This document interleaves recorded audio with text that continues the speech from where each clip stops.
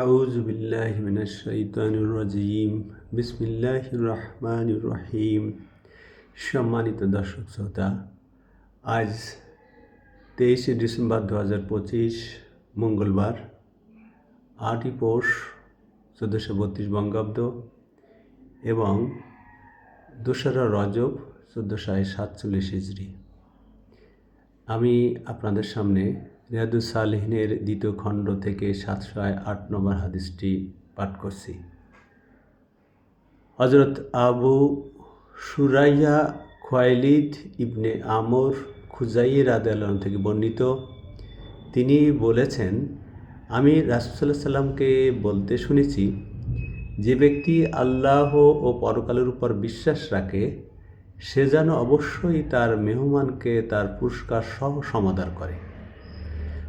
সাহাবায়ে কেরামগণ বললেন, ইয়া রাসূলুল্লাহ, তার পুরস্কার কি?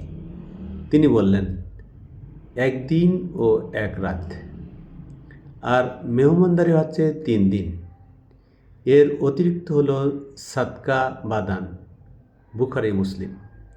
মুসলিম শরীফের অন্য এক বর্ণনায়, মুসলমানদের জন্য তার ভাইয়ের কাছে সে পরিমাণ সময় মেহমান হিসেবে অবস্থান করা জায়েজ নয় যা তাকে গুনাহগার করে দেবে।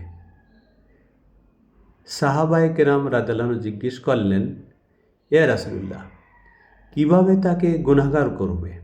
তিনি বললেন, সে তার কাছে অবস্থান করতে থাকবে, অথচ ওই ব্যক্তির কাছে এমন কোনো বস্তু নেই যার দ্বারা সে তার মেহমানদারি করবে।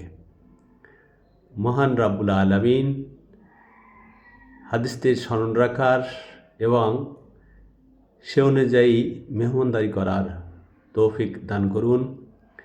চ্যানেলটিতে সাবস্ক্রাইব করুন প্লিজ। ধন্যবাদ।